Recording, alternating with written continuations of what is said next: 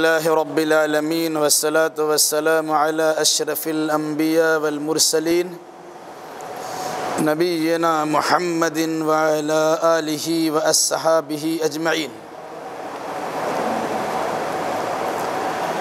अऊज़ु बिल्लाहि मिनश शैतानिर रजीम। बिस्मिल्लाहिर रहमानिर रहीम। व यक़ूलुल्लज़ीना आमनू लौला नुज़्ज़िलत सूरह फ़इज़ा उन्ज़िलत सूरतुम मुहकमतुन व ज़ुकिर फ़ीहल क़िताल रअयतल्लज़ीना फ़ी क़ुलूबिहिम मरदुन यंज़ुरूना इलैका नज़रल मग़शी अलैहि मिनल मौत फ़अौला लहुम ताअतुन व क़ौलुन मअरूफ़ फ़इज़ा अज़मल अम्र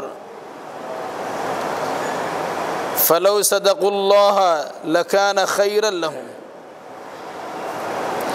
फ़हल असैतुम इन तवल्लैतुम अन तुफ़सिदू फ़िल अर्दि व तुक़त्तिऊ अरहामकुम उलाइका अल्लज़ीना लअनहुमुल्लाहु फ़असम्महुम व अमा अबसारहुम।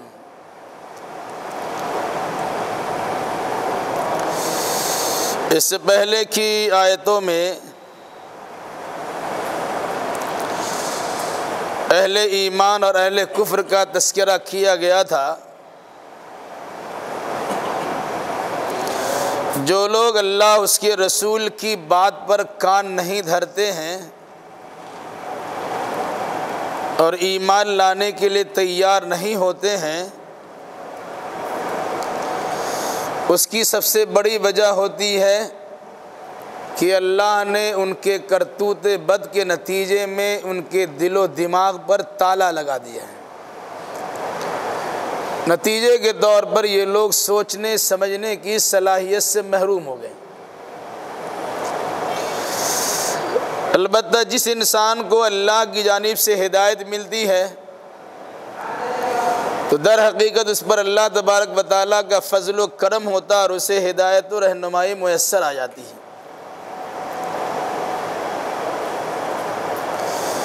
आखिर में बात आई थी कि अल्लाह के नबी सल्लल्लाहु अलैहि वसल्लम को मुखातब करते हुए कहा गया कि जान लो कि अल्लाह की सिवा इबादत के लायक कोई नहीं है। अपनी ख़ताओं के लिए मोमिन मर्द और मोमिना औरतों के गुनाहों की सफाई के लिए अल्लाह तबारक व तआला की बारगाह में इस्तिग़फ़ार करते रहिए। और अल्लाह के नबी सल्लल्लाहु अलैहि वसल्लम ने अल्लाह के फ़रमान पे अमल किया। रोज़ाना कम से कम 100 मरतबा अस्तग़फ़िरुल्लाह अल्लाह के नबी सल्लल्लाहु अलैहि वसल्लम पढ़ा करते थे। इसका मकसूद ये है, इसके बयान करने का मकसद ये है कि हम में से जो इंसान भी अपने आप को मुसलमान और दीनदार समझता है, उसके लिए खुसूसी ज़रूरत है कि वो भी दिनों रात में अल्लाह तबारक व तआला की बारगाह में इस्तिग़फ़ार करे और अल्लाह तबारक व तआला से अपनी ख़ताओं की माफ़ी के तलबगार बने।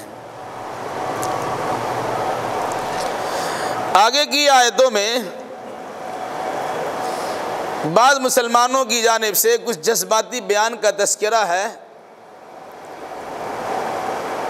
इस किस्म का जज्बाती बयान लोग आज भी करते हैं, लेकिन जब उसकी मशीयत व चाहत के मुताबिक उस जज्बातियत पर अमल करने का हुक्म दिया जाता है तो आम तौर से लोग कतराना शुरू करते हैं और उससे किनारा कशी इख्तियार करते हैं। आगे की आयतों में उसी सिलसिले की चंद बातें बयान हो रही है। व यक़ूलुल्लज़ीना आमनू लौला नुज़्ज़िलत सूरह। ईमान वाले कहते हैं क्यों नहीं कोई ख़ास सूरह नाजिल होती है। मकसद ऐसी सूरह नाजिल हो जाए जिसमें क़िताल व जिहाद का हुक्म दिया जाए। जब इंसान शुरू में अहले ईमान बनता है, वो जज्बात से दो चार होता है। वो सोचता है कि सारा काम खुद ही कर लेंगे, आगे पीछे उसके बाद क्या मसाइल पैदा होंगे उस पर उसकी निगाह नहीं आती है। लेकिन ये काम करना है तो अभी करना है। इस किस्म की जज्बातियत से दो चार होकर इब्तदाई दौर के कुछ मुसलमानों की जानिब से ये बात निकली कि क्यों नहीं अल्लाह तबारक व तआला कोई ख़ास सूरह नाजिल करता है जिसमें जिहाद करने का हुक्म दिया हो। और जब अल्लाह तबारक व तआला ने सूरह नाजिल कर दी तो क्या हुआ? उसके बाद कुरान कहता है फ़इज़ा उन्ज़िलत सूरतुन मुहकमा, और जब वाज़ेह सूरह नाजिल कर दी गई, वज़ुकिर फ़ीहल क़िताल, और उस सूरह में क़िताल करने से मुतल्लिक़ तज़किरा आया, कुफ़ार मुशरिकीन से जिहाद करने का तज़किरा किया गया। रअयतल्लज़ीन फ़ी क़ुलूबिहिम मर्द, आप उन लोगों को देखेंगे जिनके दिल में बीमारी है, निफाक की बीमारी है। यंजुरून इलैका नज़रल मग़शीहि अलैहि मिनल मौत, वो आपकी जानिब इसी तरह झांकते हैं, देखते हैं, उस आदमी की तरह देखते हैं जिस आदमी पर मौत की गशी तारी हो गई होगी। मतलब बड़ी लंबी लंबी बातें हो रही थी कि जिहाद का हुक्म क्यों नहीं मिलता है, और जब किसी ख़ास सूरह में जिहाद की ताकीद कर दी गई तो इनकी हवाइयाँ निकल गई, और बतौर ख़ास अल्लाह के नबी सल्लल्लाहु अलैहि वसल्लम की तरफ ललचाही निगाह से इस तरह देखने लगे कि इस हुक्म को भी ताख़ीर कर दिया जाए, क्योंकि उनके सामने मौत के बादल मंडला रहे थे। ऐसा लगा मौत सामने तारी हो चुकी है, अब किसी इंसान को पता चलने मरने ही वाला है, मलकुल मौत उसकी रूह को कब्ज़ करने के लिए सामने तैयार है। उस पर जो बेहोशी तारी होती है और जो गशी का आलम होता है वो देखने के लायक। कहा ये जज्बाती लोग जिहाद से मुतल्लिक तो बातें कर रहे थे कि अल्लाह ताला क्यों नहीं करता, हुक्म देता, हम भी जिहाद करेंगे, जामे शहादत को नोश करेंगे, अगर वापस आए तो मुजाहिद बन के ज़िंदगी गुजारेंगे। और जब अल्लाह तबारक व तआला ने आयत नाजिल कर दी, ये सूरह नाजिल कर दी, जैसे सूरह अनफाल है, ये सूरह मोहम्मद है, और इस तरह की बहुत सारी आयतें हैं जिसमें अल्लाह तबारक व तआला ने जिहाद करने की ताकीद की है और क़िताल करने का हुक्म दिया है। तो इन आयतों को पढ़ने और सुनने के बाद उन पर बेहोशी तारी हो जाती है, जिस तरह किसी मरने वाले इंसान में बेहोशी तारी होती है। यानी काटो तो उसके बदन में खून नहीं है, उसके पास ताकत व तवानाई नहीं है कि वो निकल कर मैदान की तरफ जाने के लिए तैयार हो जाए, बिल्कुल बेहोश होकर पड़ेंगे। फ़अौला लहुम, अफसोस है उन पर। जो इंसान जज्बे का इजहार तो करता है और जब अमल करने की बारी आती है तो किनारा कशी इख्तियार कर लेता है। आज भी हमारे बहुत से लोग हैं, अगर हमारे पास माल होता तो ये काम कर देते। मुसलमानों के जज्बात से खेलते हुए लीडर हज़रात कहते हैं तुम्हें तो ये करना चाहिए और वो करना चाहिए, और जब करने की बारी आती है तो देखिएगा पीछे कोई नहीं है, आपको आगे बढ़ा दिया और पीछे से रास्ता राह फिरार इख्तियार कर लिया जाता है। ताअतुन व क़ौलुन मारूफुन, होना तो ये चाहिए था कि फर्मा बरदारी करने के लिए तैयार हो जाते और इनकी ज़बान से भली बात निकलती। जिस तरह इन्होंने कहा था कि जिहाद का फरीदा आयद हो जाए और आयतें जिहाद पर मुश्तमिल नाजिल हो जाए, और जब नाजिल हो गई तो होना ये चाहिए कि ठीक हम गर्दन झुकाने के लिए तैयार हैं, मैदान जिहाद में लड़ने फिरने के लिए तैयार हैं, अल्लाह तबारक व तआला का शुक्र के जज्बे का इजहार करने के लिए तैयार हैं कि अल्लाह ने मुजाहिद बनने का और शहीद बनने का हमें मौका अता किया। इस किस्म की बातें होनी चाहिए थी, लेकिन क्या किया, वो पीछे भागने की कोशिश करते हैं, मुँह फेरने की कोशिश करते हैं, मुँह छुपाने की कोशिश करते हैं, और वो अमल करने के लिए तैयार नहीं होते हैं। फिर क्या कहा, फ़इज़ा अज़मल अम्र, जब मामला तय हो चुका, फ़लौ सदक़ुल्लाह लकान खैरन लहुम, जब अल्लाह की जानिब से फैसला आ गया कि अब तुम्हें जिहाद करना है, गरीब और नादार मुसलमानों का मसला हल कर दिया गया, अब जुल्म सहने की ज़रूरत नहीं है, तुर्की बतुर्की जवाब देने की ज़रूरत है, तो होना तो ये चाहिए था कि आदमी फरमा बरदारी करता, अपनी ज़बान से अच्छी बात निकालता, उस फैसला शुदा बात पर अमल करने के लिए तैयार होता। कुरान कहता है फलौ सदकुल्लाह लकान खैरन लहुम, अगर ये लोग अल्लाह की बात को सच्ची मान लेते और उसके मुताबिक अमल करने के लिए तैयार हो जाते तो इनके लिए बेहतर था। ये बात मुसलमानों का तज़किरा है, सब नहीं, या तो फिर मुनाफिकीन का जिक्र है जिन्होंने इस्लाम और ईमान का इजहार कर दिया था, लेकिन जब उनके सामने बात लाई गई कि चलो जिहाद करना है, तो जिहाद में वही इंसान जा सकता है जो ईमान मुखलिस होगा। वो दुनियावी मकसद के लिए अगर इसने इस्लाम कबूल किया है तो कभी अपनी जान को जोखम में डालने की कोशिश नहीं करेगा। भाई आपके पास हथियार नहीं है, सामान हर्ब व ज़र्ब नहीं है, अफरादी क़ुव्वत भी नहीं है, ताकत व तवानाई भी नहीं है, लड़ना है बड़ी जमात से, वही लड़ सकता है जिसके पास ईमान होगा और अल्लाह तबारक व तआला पे तवक्कुल होगा। जो इंसान अल्लाह पे सही ईमान न रखता होगा और अल्लाह पे सही अंदाज से तवक्कुल नहीं करता होगा, वो कभी मैदान जिहाद में जाने के लिए तैयार नहीं होगा। कुरान कहता है फलौ सदकुल्लाह लकान खैरन लहुम, अगर ये अल्लाह की बात को सच मान लेते और उसके मुताबिक अमल करते तो उनके लिए बेहतर होता। तो हर दौर में इस तरह के लोग रहते हैं। उस ज़माने भी नए नए मुसलमान जज्बाती थे, ऐसा हुआ, और बहुत से वो मुनाफिकीन थे जिन्होंने निफाक को छुपाते हुए लोगों के सामने जाहिर किया कि जहाज़ तो होना चाहिए, लेकिन जब इस किस्म की बात उनके सामने आ गई तो फिर दाएं बाएं बतियाने लगे और इधर उधर देखने लगे। ऐसी बेहोशी उन पर तारी हुई जिस तरीके से मौत की बेहोशी तारी होती है और इंसान की निगाहें पथरा के पथरा रह जाती हैं, खुली की खुली रह जाती है और उसके बदन से काटो तो खून नहीं निकलता है। फहल असैतुम इन तवल्लैतुम अन तुफसिदू फिल अर्दी व तुक़त्तिउ अरहामकुम, अब अगर तुम मुंह फेर चुके हो तो तुमसे उम्मीद इसी बात की जा सकती है कि तुम रुए ज़मीन में फसादी फैलाओगे और रिश्तेदारियों को ख़त्म कर दोगे।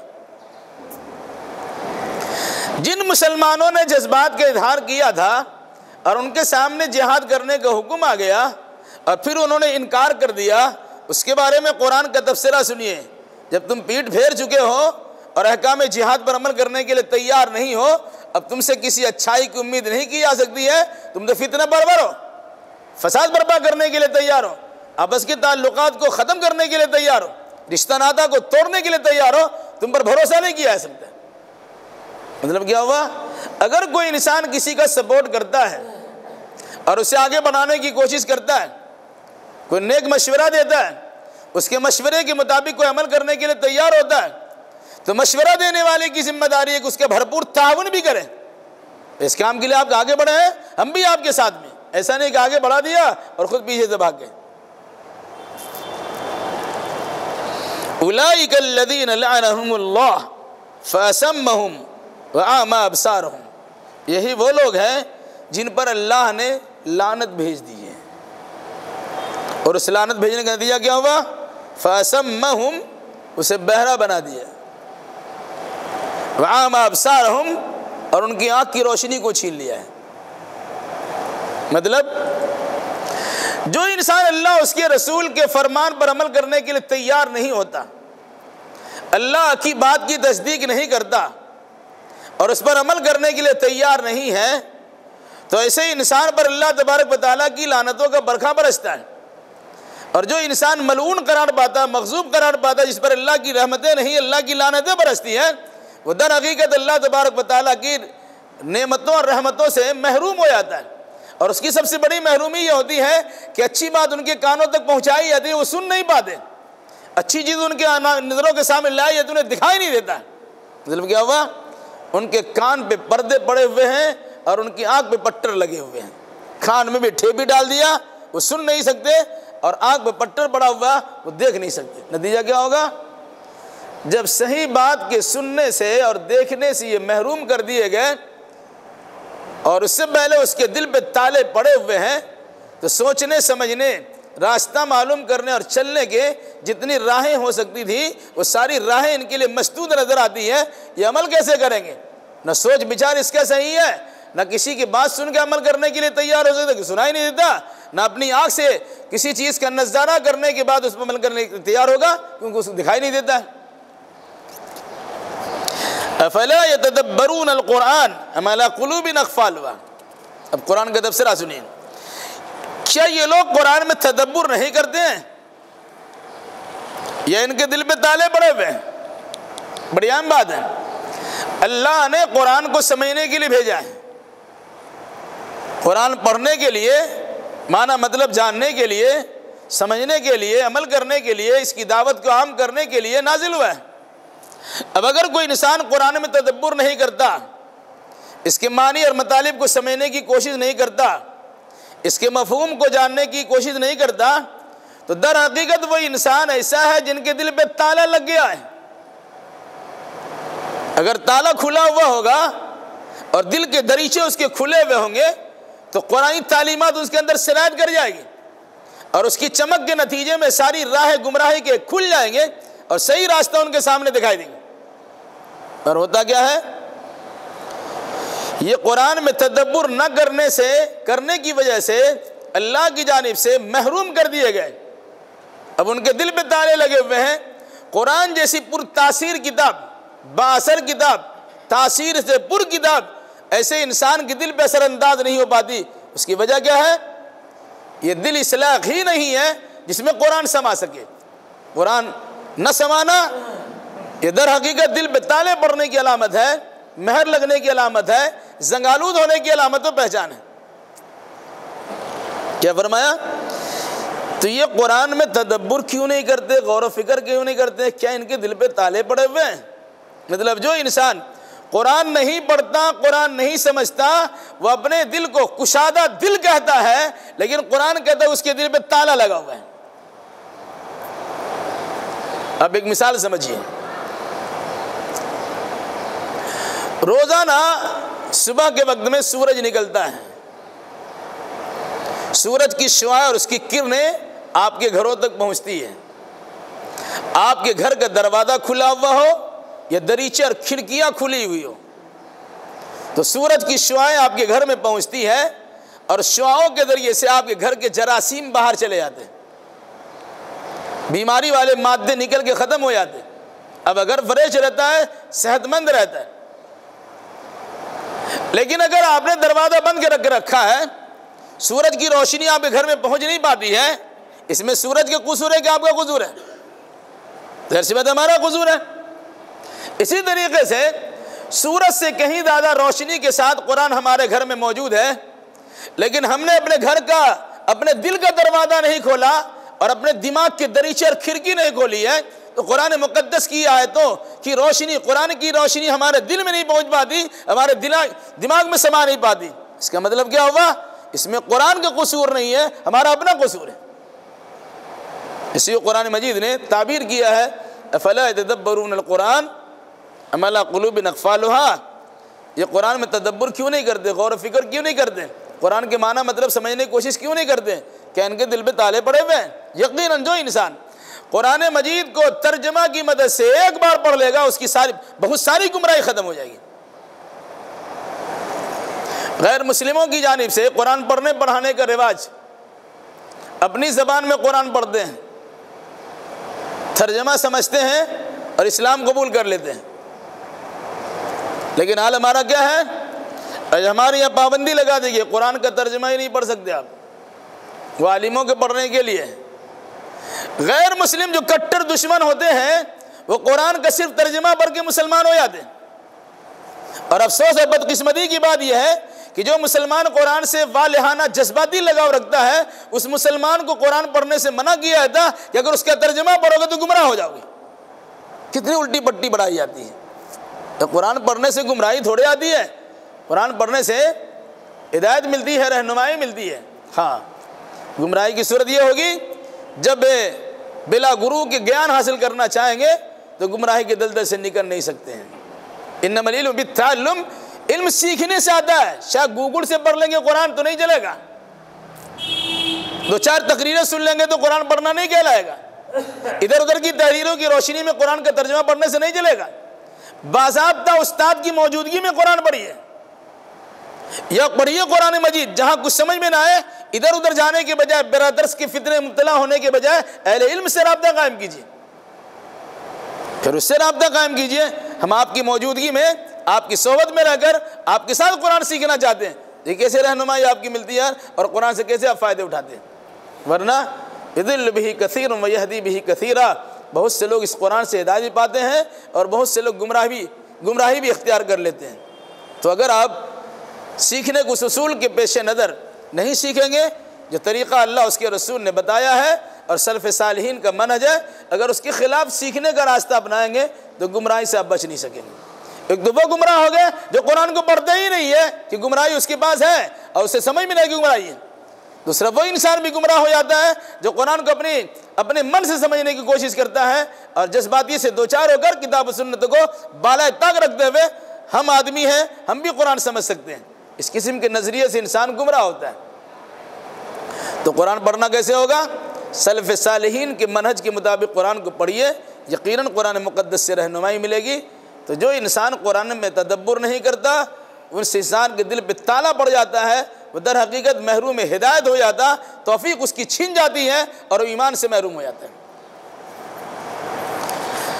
इन्नल्लज़ीना इर्तद्दू अला अदबारिहिम मिन बादि मा तबय्यन लहुमुल हुदा अश-शैतानु सव्वल लहुम व अमला लहुम, यकीनन जो लोग हिदायत के वादे हो जाने के बाद पीछे फिर जाते हैं, यानी मुर्तद हो, इर्तद्दू अला अदबारिहिम, अपने उल्टे पांव फिर जाते हैं, मुर्तद हो जाते हैं।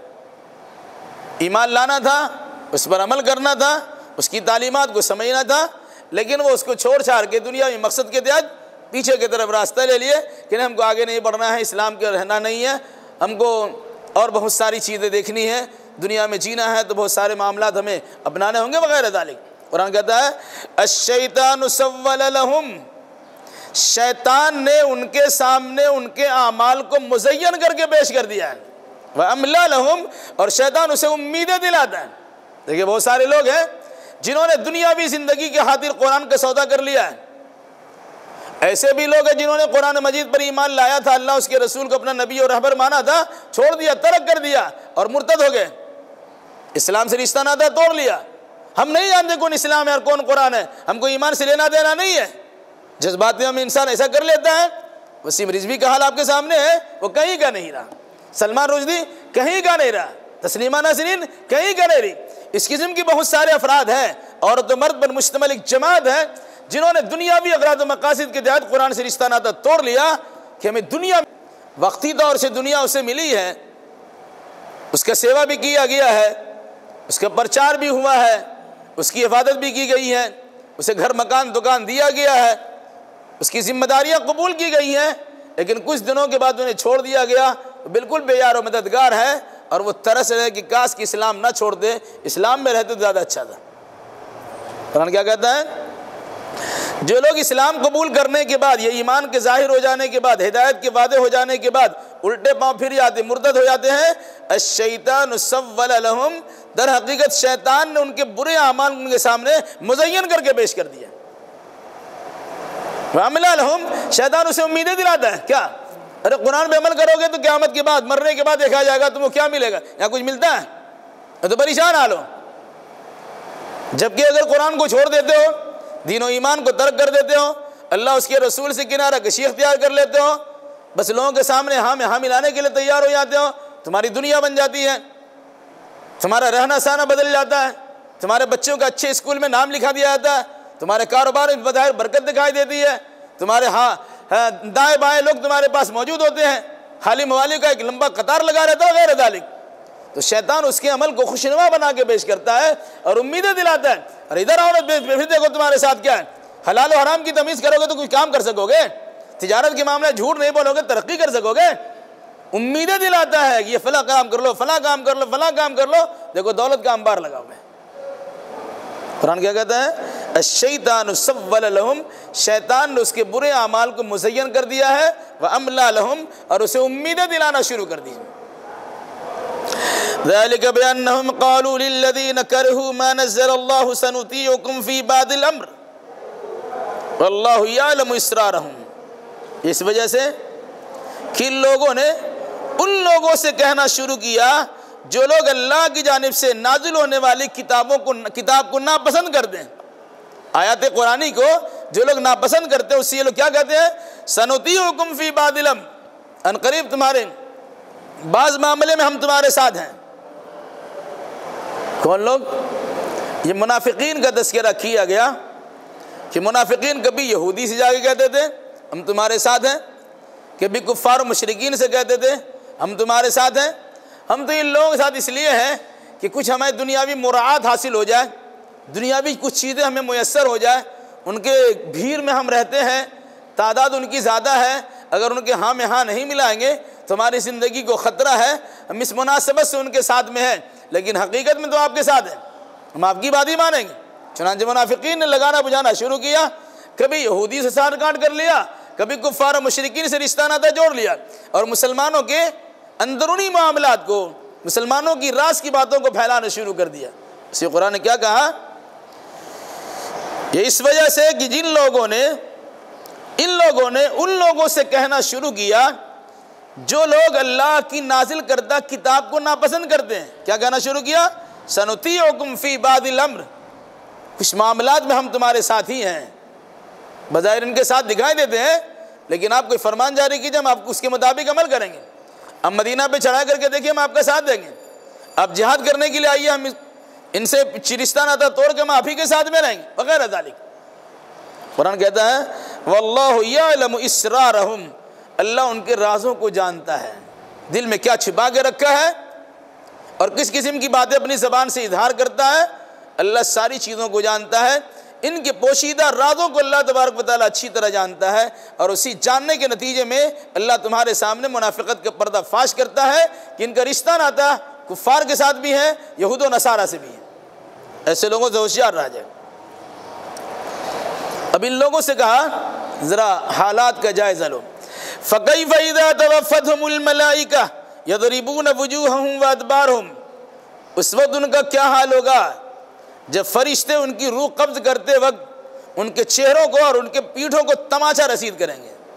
कहा तवफ़्फ़तहुमुल मलाइका, जिस वक्त उनकी रूह फरिश्ते निकालेंगे, यज़रिबून वुजूहहुम व अदबारहुम, उनके चेहरों पर उनकी पीठ में मारेंगे।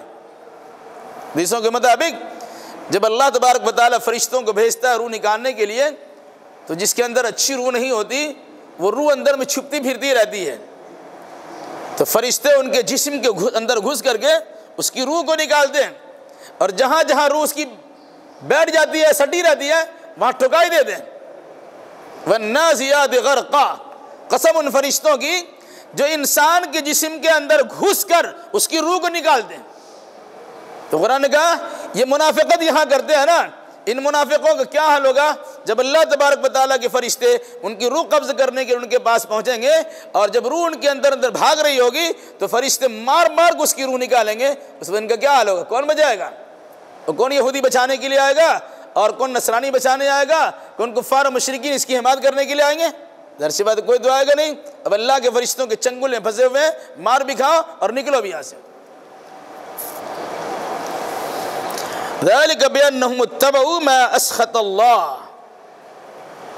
व करिहू रिज़वानह फ़अहबत अमालहुम, ऐसा उनके साथ इसलिए होगा कि लोगों ने अल्लाह को गज़ब में लाने वाली बात की पैरवी की है। इत्तबऊ मा अस्ख़तल्लाह, उस चीज़ के मुताबिक चलना शुरू किया जिस चीज़ ने अल्लाह को गज़ब में ला दिया। अल्लाह का, अगर कोई इंसान के अल्लाह की किताब को छोड़ता है, उसके रसूल के फरमान को तर्क करता है और यहूद व नसारा से साठ गांठ करता है, तो दर हकीकत वह अल्लाह के गज़ब का मुस्तहिक होता, वह अल्लाह को नाराज़ कर देता है। तो जब अल्लाह तबारक व तआला उनसे नाराज़ हो गया, उस नाराज़गी की सज़ा क्या मिलेगी?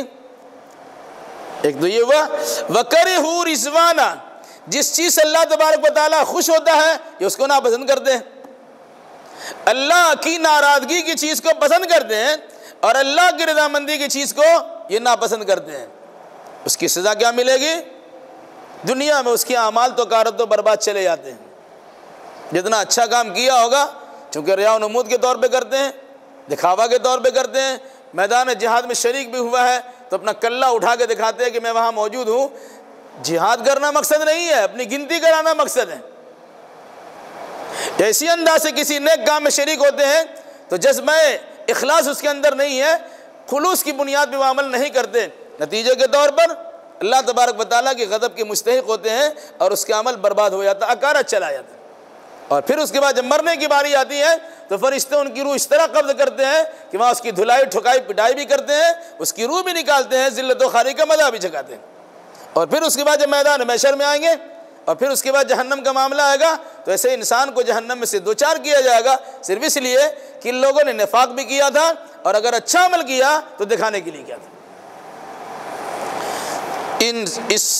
इस सूरह के इस रुकू में बतौर ख़ास जिस चीज़ पे तवज्जो दिलाएगी वो ये है कि इंसान जज्बाती से दो चार ना हो, जज्बात में आके बहुत सारा काम करने का प्लान बना ले और उसके बाद कुछ काम करने के लिए तैयार ही ना हो। ये मुनाफिकीन का शेवा बदलाया गया। जब जिहाद की आयतों के नुज़ूल में ताख़ीर हुई तो कहा क्यों नहीं अल्लाह तबारक व तआला जिहाद का हुक्म देता है, हम भी जिहाद करना चाहते हैं, हम भी सरफरोशों में नाम लिखाना चाहते हैं, हम भी मुजाहिदीन की फहरिस्त में अपना नाम दर्ज कराना चाहते हैं, हम भी जामे शहादत नोश करके अल्लाह की बारगाह में क़ुर्बत हासिल करना चाहते हैं। ये बड़े जज्बाती बयान है, ऐसे लोग आज भी हैं। लेकिन जब जिहाद का हुक्म मिला तो हुआ क्या, दाएं बाएं देखने लगे, पीठ पीछे भागने लगे। ऐसा लग रहा था कि फरिश्ते उनके सामने मौत के फरिश्ते खड़े हैं और रूह कब्ज़े करने के लिए तैयार है। अब उसकी निगाहें पथरा के रह गई। अब ऐसा लगता है कि वो बेहोश हो गया, उठेगा ही नहीं। तो ऐसे जज्बाती बयान से आदमी गुरेज करना चाहिए। उतना ही बोले जितना कर सकता और उतना ज़रूर करे जितना वो बोलता है, और बात को सोच समझ के बोलने की कोशिश करे कि वो कितना अमल कर सकता है। उसके अंदर अल्लाह तबारक व तआला ने ताकत तवानाई दी है। अल्लाह किसी इंसान पर उसकी वुसअत और ताकत से ज़्यादा जिम्मेदारी आयद भी नहीं करता। अगर किसी चीज़ की हुक्म अल्लाह ने दिया, इसका मतलब है कि हमारे अंदर उस हुक्म के बर्दाश्त करने की ताकत मौजूद है। अगर नहीं है तो अल्लाह तबारक व तआला हुक्म ही नहीं दे सकते। ये अलग सी बात है, हमें एहसास कमतरी के अंदर मुब्तला, अपने आप को नीचा समझते हैं, हम कुछ नहीं कर सकते। क्या नहीं कर सकते आप? दुनिया वालों को सब कुछ तो आपने दिया है, तरक्की के सारे मामलात आपने हल किए हैं, नूर रोशनी का सारा सामान आपने किया है। इंसान पत्ता में खाता था और पत्ता लपेट कर अपनी शर्मगाहों को छिपाता था, आपने उसे कपड़ा भी दिया, खाने का बर्तन भी दिया, खाने का सलीका भी सिखलाया। एक इंसान जो जानवरों की तरह ज़िंदगी गुजार रहा था, उसे आपने इंसानी ज़िंदगी और शरीयती ज़िंदगी गुजारने का मौका फराहम किया है। अब क्या नहीं कर सकते हैं, मगर यह है कि हम तो अपने आप को कमतर समझते हैं और उस कमतरी की बुनियाद पे सही चीज़ों को लेने के लिए तैयार नहीं होते। हाँ, अगर सही बातें हमारे सामने आए, हमारी जिम्मेदारी बनती है उन सही चीज़ों पर अमल करना और अमल कराना। अल्लाह हमें और आपको और जुमला मुसलमानों को किताब व सुन्नत की रोशनी में हकीकत हाल समझने समझाने और उसी मुनासबत से अक़ीदा और आमाल बजा लाने की तौफ़ीक़ में रहमत फरमाए। आमीन।